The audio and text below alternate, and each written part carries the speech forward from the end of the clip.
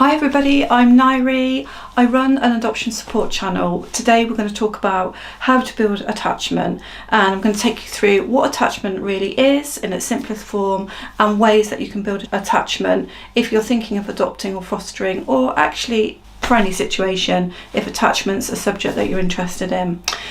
If you're thinking of adopting or fostering, you will notice that attachment is a big buzzword and it comes up everywhere.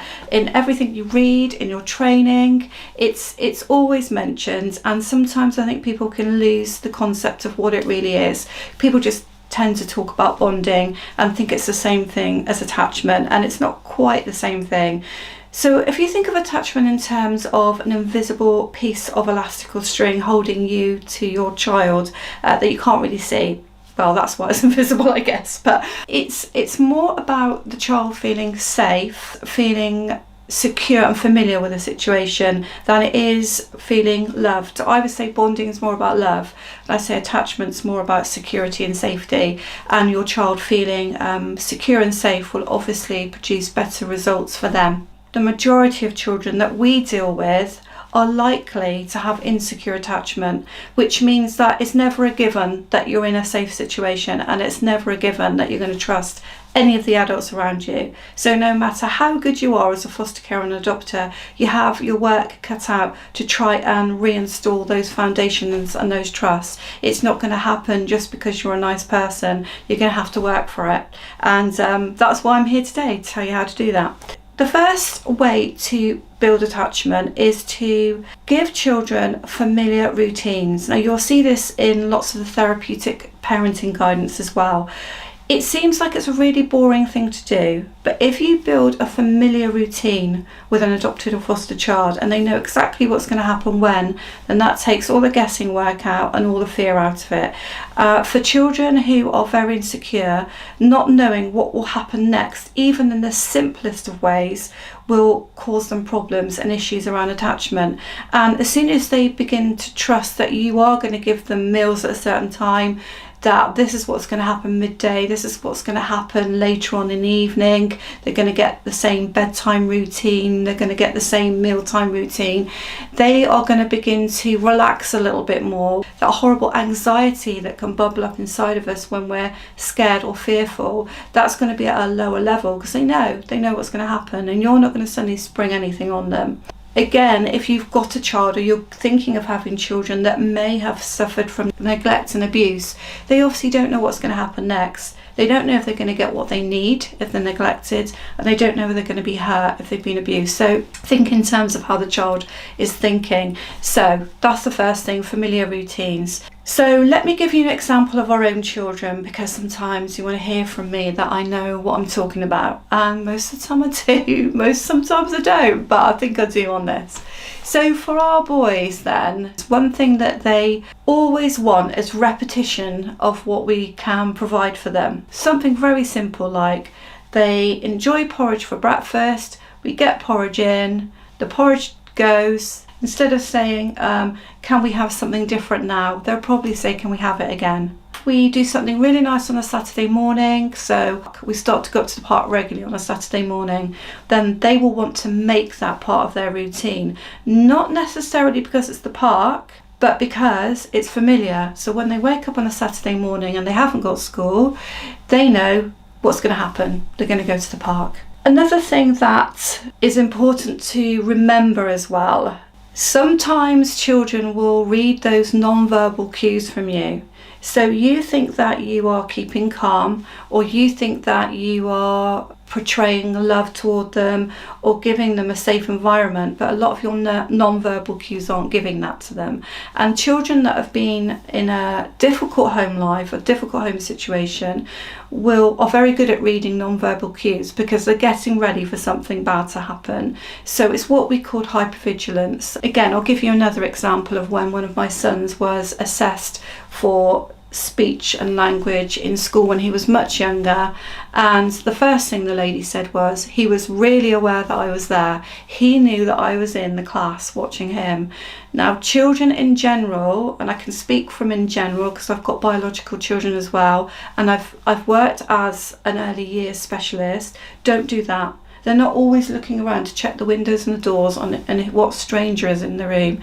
So hypervigilance can mean that children are very aware of non-verbal cues, even if they're reading them incorrectly. So you've got to be really careful that you don't give off the wrong vibe or send them the wrong message unwittingly. And when I'm talking about non-verbal cues, it's really important that your child gets to see you regularly make eye contact with them in a kind and caring way. They get the odd little sort of tap or touch on the shoulder or on the hand, then do it as often as they like you to do it. That touch is really, really good as a non-verbal cue for building attachment. Also, voice is really important. I can say the same thing to you twice in a monotone, uninteresting voice, or in a really loving and kind voice, and in some case a really squeaky voice, but children don't mind that. If I say to my boys, "Sweetheart, did you have a good day at school?" That's pretty flat, and they might ignore me. But if I look at them and go, "Sweetheart, did you have a good day at school?" and engage them, a very, very simple way of building attachment is using voice and eye contact. So all those non-verbal cues, think about how you use them. You know, we all get tired, we all get down, we all have days when we can't therapeutically parent and we're just rubbish at building attachment, and that's just life. But try to think as much as possible, and I'm talking to myself here, about how you use voice to engage your child and build attachment. So that's another way. As adults, we deal with life differently than children, and maybe it's something that you might not have thought about before, maybe it's something you do. As adults, we have lots of history behind us, and if you're as old as me, you have a lot of history behind you that you can draw on. So you know the things that are going to be troublesome to you, and you know the things that you're going to enjoy.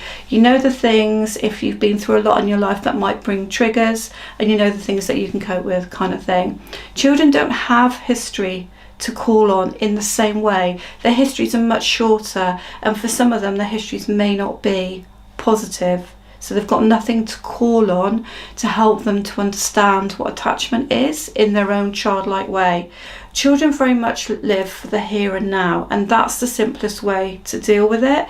So it doesn't really work so much if you say to them, "Do you remember what we did 3 weeks ago and it worked really well, and so we're going to do that again today, and you know, we're going to do it slightly differently," but it's too much for them. You really have to keep it into the very immediate present, and just, you can skip around with a couple of days, but I wouldn't try to call on too much of your previous parenting to help them to understand what you're trying to do, or in their case go back too far into their history to help to kind of build what you're doing now. It's more important that you put memories from now in that you're creating as a family. So what I mean by that is the happy times that you have, things like, you know, the celebrations that you have, the mini holidays and trips that you have. Those are going to start building from now, and that will be easier for your child to call on than previous histories and memories. So we've talked about keeping things familiar. So what I want to say here, I want to build on that now, and lots of children with trauma kind of mirror children with autism, and it's quite difficult to separate, and social workers have an issue when you come forward and say, "I think this child has autism," because more often than not they'll say, "No, it's trauma, it's the patterns of trauma, that they don't like change and they want familiarity." So we're going to take that familiarity thing a little bit further. If you want to build attachment, then you're going to have to think very carefully about not suddenly introducing things that they're not ready for. And so this is more than just keeping a familiar routine. This is being careful about not suddenly deciding that you want to go to somebody's house that they are unfamiliar with, that might cause them anxiety, that you want to just quickly off the hoof go and take a trip which is further away and they're not used to being in the car, that you do not suddenly want to take them away on holiday further away before they're ready for it. So things like holidays can cause huge anxiety to children that have got insecure attachment, and you need to prepare really well for it.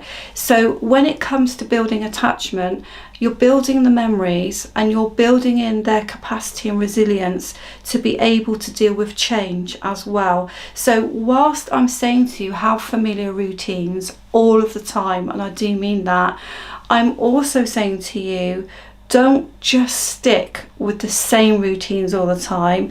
Every now and again, introduce something different and allow them to adapt to it. So it's important that you do introduce change every now and again, but you do it in a planned way. If you're going to help their attachment, you have to do it in a planned way. So you can't just suddenly introduce things that are going to make them anxious and scared. And when it comes to holiday preparation, if you're going to go a long way away, or you're going to take a train journey or plane journey for the first time, you've got to build up to that considerably. I mean, some people don't need to, like their children are very settled, but I would say if you want to keep the attachment good and that you want the child to feel safe, this is what you're trying to do, then you build them up to these things, and they'll start asking you as well to do more things when their attachment is more secure, and then you'll be able to try out stuff with them, take them further away, take them to people's houses they've never been to before, do trips that are unusual, try out outrageous foods. All those things you'll be able to do in time, but you have to build all of that in a slow and steady way. Now, some children are like little shadows, and they follow you around from the minute you have them and forevermore. And this is because children haven't got the same concepts as us when they're younger, for sure. So a very young child, when you're out of the room, you've disappeared. They don't have the concept that you're out in the kitchen doing something when they're very, very young. So we're talking sort of toddler, sort of sometimes preschool age. You're not there, you're somewhere else. Where are you? You've disappeared. For a child with poor attachment, you disappearing anywhere, into another room, into the garden, nipping up to the neighbour, even if there's other people in the house, but you're the attachment figure that they keep trying to attach to. So you're imagining this invisible kind of elastic stretching out, and you're trying to get them to allow you to stretch it out a little bit further, a little bit further, a little bit further. Children who are insecure are frightened to lose you, because they've lost people in the past and you are becoming somebody that they're desperately trying to attach to. So if you suddenly disappear into other rooms, they panic that they're going to lose you. And I know that sounds ludicrous, but that's how it is. So for some children, it's going to be important that you remain in the same room as much as possible. As annoying as that might feel, that's a good way of building attachment. So if they're playing happily, they can play happily along in the same room as you. That's brilliant, even if they're occupied. For some children, it's important that you just keep them close as you possibly can, especially in the early days. Being in the same room and talking to them intermittently reminds them that you know that they are there, that they are important to you. And it also makes them see you physically. They know you're there, they know that they're not going to lose you. Taking this a little bit further, I've just mentioned to you that children lose their attachment figures. So birth family or attachment figures, no matter what that history is, an attachment is still probably there, even with a known abuser. But most likely somewhere in the family there would have been a real attachment figure, their primary caregiver, and they've lost that person. And then, of course, they're going to lose their foster carer, and hopefully there would have been some sort of attachment with the foster carer. Some better than others, yes, but there should be some. Another thing that's really important to do to help attachment for a child who's able to verbalise this is to talk about those people. Now, if the birth family have been very scary and abusive, then that's going to be difficult until they're ready for it. But what you don't want them to do is suddenly think that all the people they ever were attached to just disappeared off the face of the earth and now they're with you. So what message does that give them? The message that gives them is you're going to disappear because these people have disappeared. It's not a case of you're going to think that you're the best thing that ever happened to them, and you might well be, but they're just going to think they're going to lose you because they lost the others, so why won't they lose you? So if you can keep in touch with a foster carer in any way you can, or talk about them, then do. If you're able to talk about birth family without causing anxiety to the child, then do, because it sets things in a timeline for them and helps them to realise that you're part of the timeline, and the people are still there as part of their history. Even if it wasn't good, they're still there, and you're part of that timeline.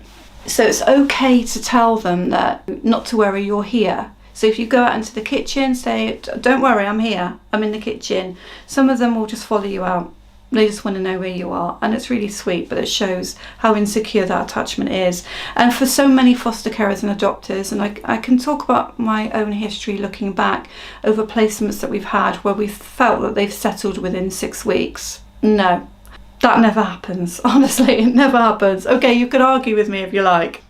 They might look like they've settled, but no child can just walk into a stranger's house, however good you are, however loving you are, and just settle after 6 weeks. Might look like they are, but trust me, they'll have deep-seated anxieties. Some children more than others, I get that, but you need to work on attachment for years, a lifetime, but for most children at least a year to 2 years before things really are more concretely settled. So this is a video that should help you really for years to come, I would say. When you first get involved with adoption or fostering, it's very tiring, it's very exhausting, and you do need help and support. I've put videos on there about how friends and family can support you. You do need to have your support network in place so you can call on them quickly, and you do need help around the house, just doing general chores and things. So you do need people involved, so your child will get to know other people, and that's fine, absolutely fine. But I would be really, really careful about leaving your child for play dates with fairly unfamiliar adults, situations where they're in another house without you. So of course, if they're getting really close to Nana, Grandma, whatever, they can spend some time with her or Granddad, with them, grandparents. And of course, in time, they'll be able to host sleepovers with them. I'm not saying don't introduce sleepovers. I'm not saying don't do it, but I'm saying be really careful, because in their minds, where are you going? So these people might be lovely, and they might be starting to attach to them, but they're not their main attachment. And so until you feel they're quite beginning to become quite secure with you, you just need to be really careful. Even play dates. One of our boys went for a play date. It wasn't that long ago. It was a few years ago. So he was 9. And he came back so agitated, and I said, what is wrong? Have you not had a good time? He said, yeah. And he said, and we had this for tea, and we had that for tea. And are you all right? Are you all right? And he just said to me, I didn't really like it there. And I said, did you not like it there for anything specific reason? He went, no. I said, was it because you were away from us? And he said, yes, right away. And he always tells the truth. He just didn't like it, that he was in someone else's house, with somebody else's routine, with somebody else's mum, and away from us. And he's 9, and we've had him, this particular child, since he was 2. I mean, our boys have got a high level of need. You can check out my other videos. They have, but still, be really, really careful that you don't try and kind of push things on too quickly, because the thing about attachment is once they have a good attachment with you, they can branch out and they can begin to make fantastic attachments with everybody else. But until they've done that, they can't. And so you've got to really basically work on that piece of elastic really, really hard. I hope that helps you guys. I know it's a longer video, but I wanted to cover it quite broadly for you. And check out my channel. If you're not an adopter or foster carer, you could still subscribe, because there's parenting advice on there. But largely this is for adopters, but a lot of the subjects are suitable for foster carers as well. So thank you for watching.